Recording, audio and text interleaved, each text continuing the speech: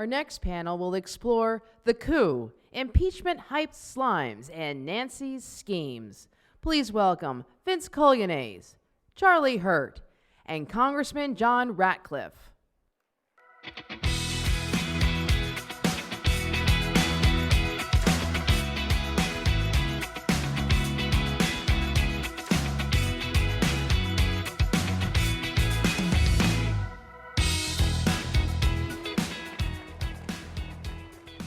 Guys.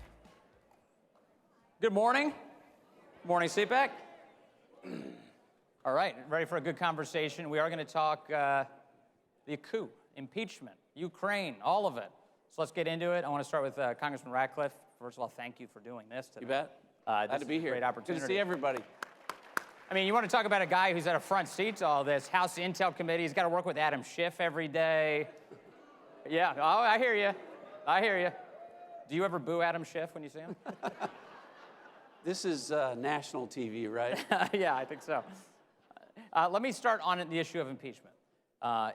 We went through it. The country went through it. Certainly the President of the United States went through it. What are the lessons from it? Well, Vince, I think the most important lesson is something that you hear often, that elections have consequences.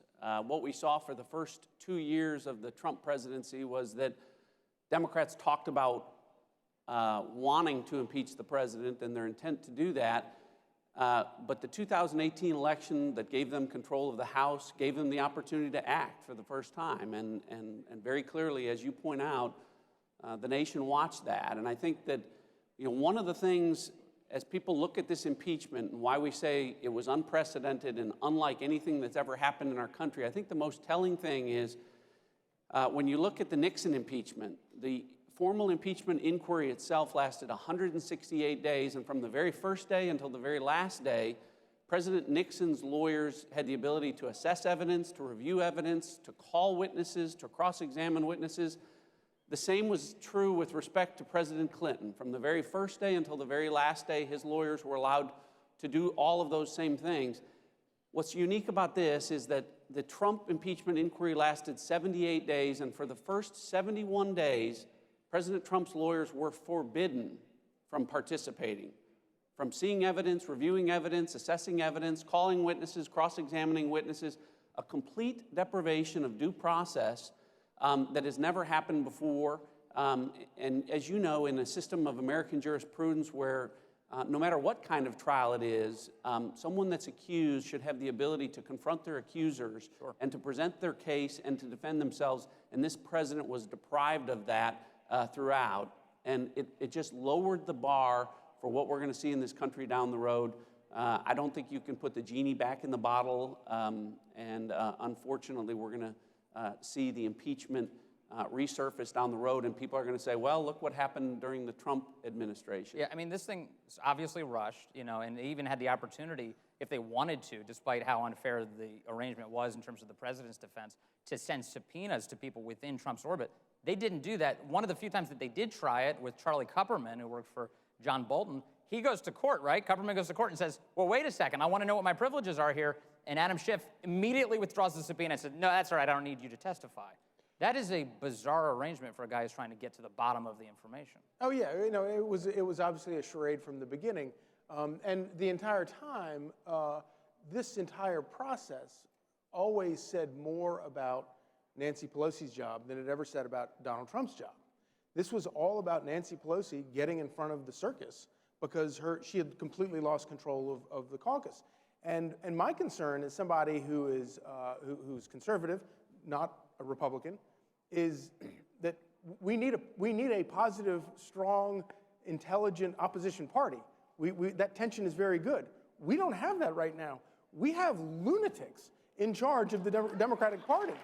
And it's very, very dangerous because the only way the parties keep one another honest is if both sides are at least speaking like the same language and have the same semblance of truth.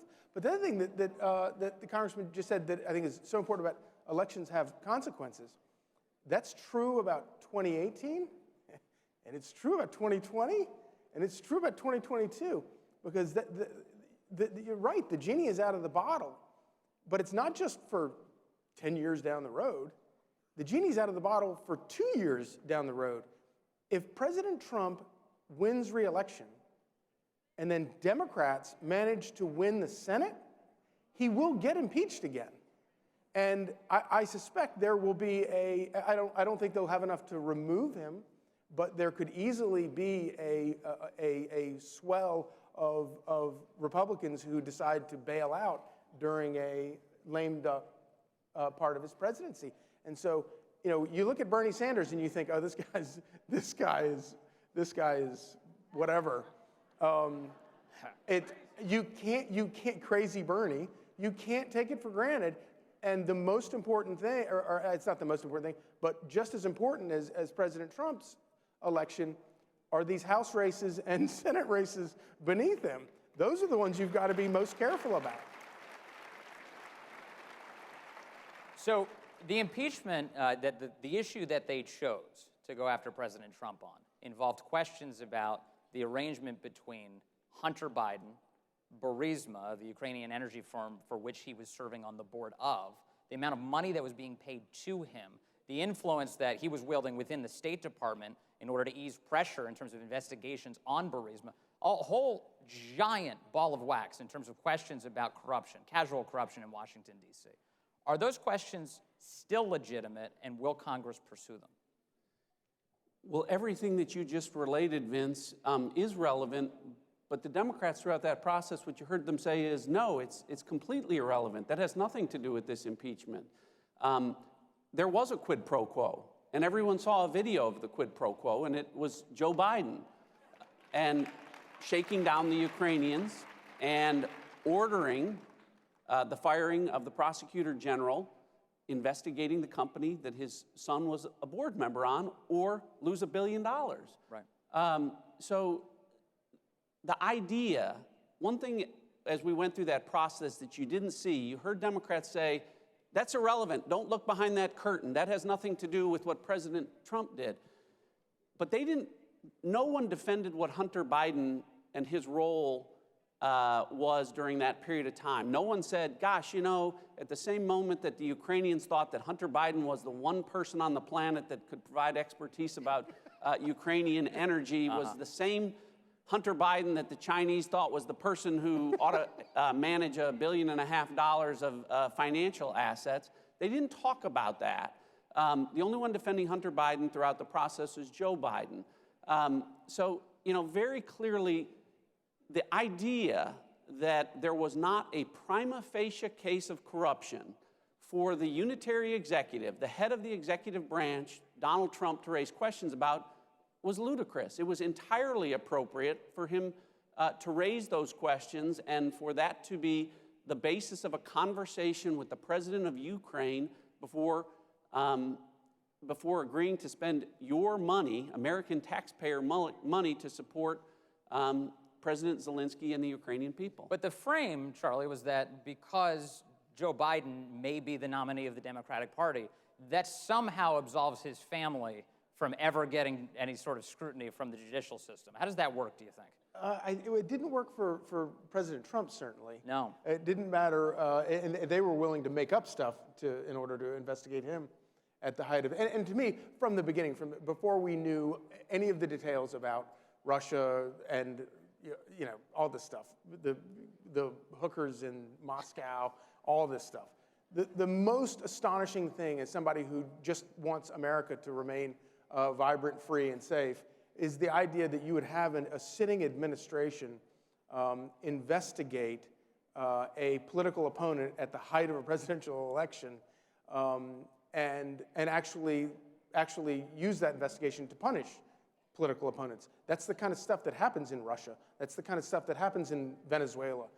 It's terrifying, and the remarkable lack of curiosity in much of the media about that particular thing was astonishing. And of course, the other part of this, from other than the Democratic leadership, which I think has just completely capitulated to the asylum, the patients in the asylum, is the fact that the media has allowed all of this to go on unchecked.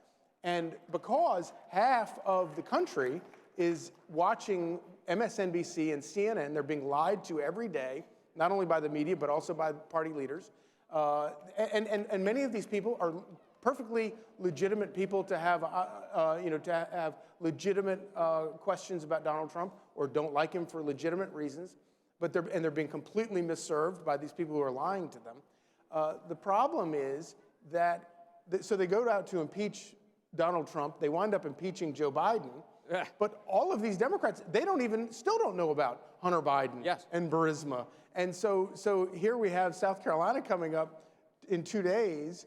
Joe Biden, Bloomberg has completely embarrassed himself. Joe Biden is in a position to actually become the anti-Bernie Sanders moderate wing of the party. And he still hasn't been tested on this stuff. And I can't help but think that when he does get tested on it, all of those people who like Bernie because he's giving them hell and all this kind of, he doesn't have any donors and all this kind of stuff, whatever it is he says, they're not going to like Joe Biden. And they're not going to like the fact that his son was making all this money on some Ukrainian gas company board for doing nothing. But you touched on, I think, a critical point here, the role the media plays in advancing all of this or ignoring things intentionally, right? So the disservice that's done is when we talk about Hunter Biden, I can't tell you how many news pieces, I'm sure you both feel the same way, you read and you see the word debunked as sort of a hand wave. They're like, we're not even going to talk about this. Debunked. Okay, if it's debunked, show me the custody. Show me the chain of custody that demonstrates that this is debunked. And they don't do that. And then we see from the old gray lady herself, the New York Times, within the last week, I want to talk to you about this, Congressman Ratcliffe, that the House Intel Committee gets a briefing from a Trump administration official, the New York Times, screaming headline, that Russia is working to re-elect Donald Trump. They're doing it again, the New York Times says last week. And what has changed since that briefing? We've seen a dozen headlines walking that back, claiming that that game of telephone that ended up in the New York Times by somebody inside the House Intelligence Committee ended up not being true. It was totally misrepresented. Why does that happen, Congressman Ratcliffe? And were you the leak? Yes, and were you the leak? It's funny that we're having a discussion about what is still a classified briefing, information behind closed doors, and you're asking me about a report in the New York Times about what specifically was said. I can't tell you how many reporters have asked me to go into detail about it. It's still classified. It would be a crime for me to give the specifics to this crowd right now, and yet everyone knows most of the details as you have now correctly laid them out. Unfortunately, you just gave the most recent instance. This has happened for the last 3 years. I remind everyone that while Donald Trump Jr. was providing testimony to the committee more than 2 years ago, there was live action on Twitter about what his testimony was in real time. So, you have folks that have access to classified information that are not treating it with the respect that it deserves. So folks are real clear. When something gets classified at the top secret level, it's information that provides a grave national security risk if it's out to the public. But it's not being treated that way. Right. And we have seen that, unfortunately, consistently since Donald Trump has been president of the United States. And ironically, or not so ironically, why is it it's only the case when it's information that's allegedly damaging to Donald Trump? Right. It goes one way. One-way street. It goes one way. Now, Charlie, one of the things I see that's pretty routine is that the media keeps citing that I can't believe Donald Trump wants to exclude Adam Schiff from intelligence conversations, right? Like, they write about it as if it's like a bad thing. I think the New York Times referred to Adam Schiff as dogged the other day, that he's constantly pursuing the president of the United States. But the case we just laid out, the conversation we're having, doesn't that kind of explain why Donald Trump might not want to have Adam Schiff involved in highly sensitive briefings?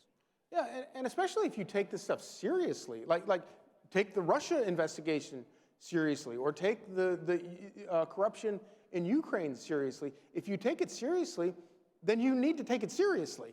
And taking it seriously is not leaking about it to the press, not weaponizing it. When you weaponize it, when you turn this stuff, the stuff that we think of as being very important to national security, important to our elections, and you politicize it, you're doing the exact thing that you're accusing the president of doing. To me, one of the most absurd examples is the thing that's happened in the last couple of days, where you have Chuck Schumer, you have Nancy Pelosi going after President Trump, claiming that he's not taking the coronavirus seriously because of how much money he asked for from Congress. These are people who have spent 3 years lying about, making up fantasies about Russia and hookers and hotel rooms, and they spent the last 6 months impeaching a president in a case they knew they were never going to win and they were never going to remove him. All the while, this pandemic was growing in the middle of all of the impeachment, and then they're going to stop and accuse the president of not taking coronavirus seriously enough? And then the press writes it, and you have headlines about this? It's lunacy. It's absolute lunacy. Well, let me project ahead. Let's project ahead. Let's predict the future for a moment, and I'm sure this crowd's going to like this. Trump is reelected in 2020.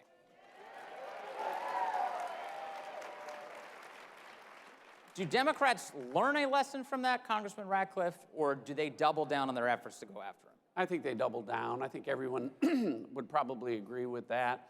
They haven't learned a lesson so far, and they haven't learned a lesson despite the fact that throughout this process, as Charlie said, whether it's the Russia hoax or the Ukraine hoax, in every instance, the president's been right. The president's been the one that's been telling the truth with respect to what's happening.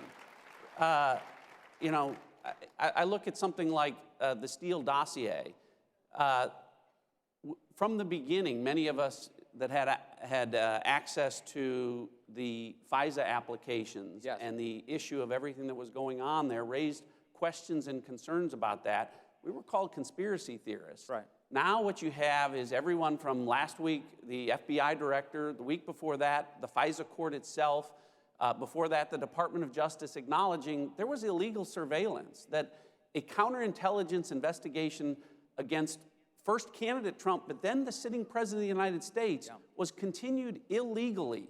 Remember where we started on all of this, that this was all a wild conspiracy theory. Yes. President Trump was right when the law enforcement community and the intelligence community didn't get it right on all of those respects. Well, interestingly, what you bring up is super important because it goes back to the question of how the press treats these stories. Remember, 2 reports were issued from your committee about FISA abuses. And at the time, it was Chairman Devin Nunes, right? So Devin Nunes comes out, issues a report, and says, these are dramatic abuses. And the abuses that were laid out by the Republicans on the committee, to include yourself, demonstrated exactly what the Inspector General eventually said about FISA abuses in our system.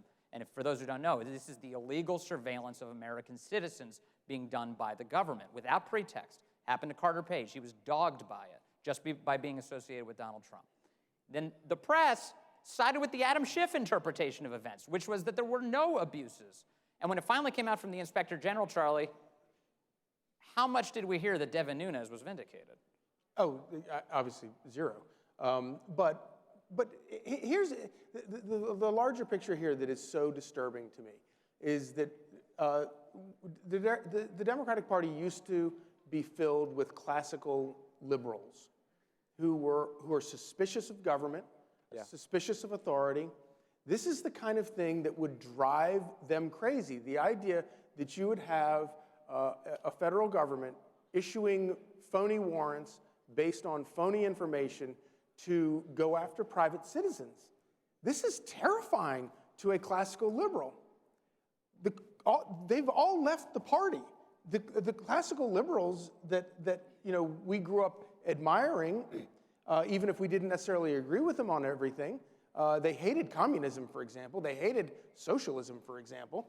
They've all left the Democratic Party, and they've just become this apparatchik, hack party that's all about power. It's all about dividing the country, and it is not based on any sort of principle.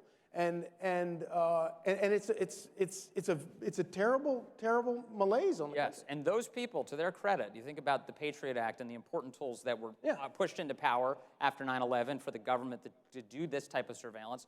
a lot of those very liberals were at the time voicing concern about the abuse, the eventual abuse of those powers. And we've seen some of that. We have seen the government abuse its surveillance powers. And they were right. Credit to them for being right about that issue. But now, as you said, they're few and far between. You can't find that many of them. And Bernie Sanders is the most illiberal politician that we've ever produced in modern times. Yeah. The guy is just absolutely crazy. He honestly believes that the federal government, not the local government, the federal government is the answer to every problem that you have. Think about that. And when he says that he wants to raise minimum wage, yeah, he wants to raise minimum wage to a point where he can start taxing the hell out of you. And so it's just basically a kickback scheme for him. He wants the federal government to be so powerful and so involved in every aspect of our lives that we completely lose any sense of America. It's the fundamental flaw of socialism in the sense that they see concentrations of power and they say, you know what the remedy to that is? A giant concentration of power. That's not actually how that works. Congressman, go ahead. Well, I was just going to add to that. Charlie's point is exactly right about the Democratic Party and people having to leave the Democratic Party. You know, it's a bridge too far for so many for what the Democratic Party once stood for. Yeah. I was surprised this past year. I never thought I would serve in the United States Congress where people were elected as openly socialist. Just that quickly, we are now really at the precipice of the possibility that the nominee for the Democratic Party is an avowed socialist. And I will tell you that the moderate Democrats in the House of Representatives are terrified at the prospect of that because they know that is a bridge too far for most Americans. Well, and, you know, going back to the impeachment, what you've seen, and Charlie's right, Nancy Pelosi has become hostage to that progressive mob within the party. It's why she went from, oh no, impeachment's got to be overwhelming and it's got to be bipartisan, to doing exactly the opposite. And so for a crowd like this, you know, as much as it troubles us to hear folks in the Democratic Party advocating socialist values that are anathema to everything that has made America the greatest country in the history of the world for 2.5 centuries, it's a great opportunity for us. It's an opportunity not just for President Trump to be reelected against that backdrop, but for us to gain control of the House again and really get great things done in the next 4 years. So to your point that Speaker Pelosi is being held hostage by the left-wing fringe of her caucus, yesterday we saw another example of that, wherein she said she would be comfortable now, she said this yesterday, with Bernie Sanders being the nominee of the party. Now that is new for her to say that out loud. She has bent the knee, Charlie. She is ready. She's got a bad case of the Sanders right now. Yeah, she's feeling the burn. Yeah. She'll do anything.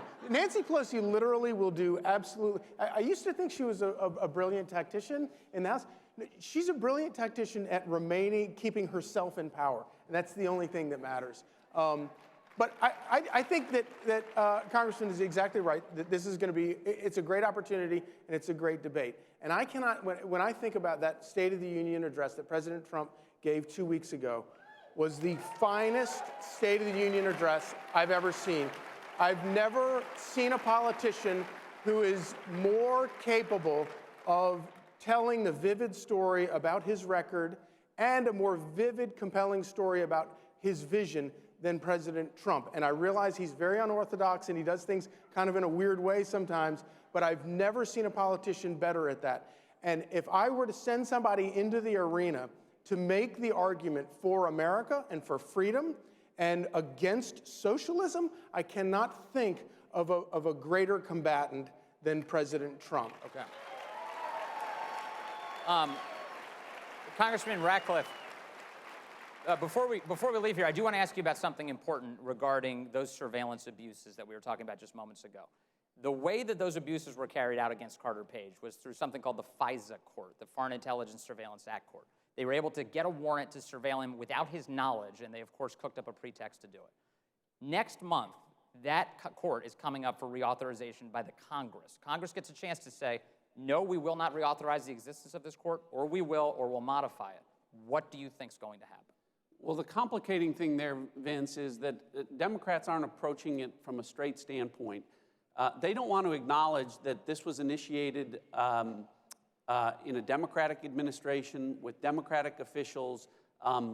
using foreign intelligence surveillance tools for political gain. Right. So they don't want to admit what has taken place. I think that many of us see that, the Foreign Intelligence Surveillance Act itself, without getting into specifics that are still classified, a good percentage, maybe 25% of our actionable foreign intelligence comes from that. It's a valuable tool that has served our country well, and I can say saved lots of lives. Right. But there's no value in defending institutions for the sake of just the institution itself. There's no nobility in that. You have to defend the values behind the institutions, like the FBI, the Department of Justice, and components of our intelligence community. I hope we approach it that right way, because that's really what's important in terms of being able to preserve our democracy. Amen. Amen. Thank you, both of you, Congressman John Ratcliffe and Charlie Hurt from the Washington Times. Thank you all very much.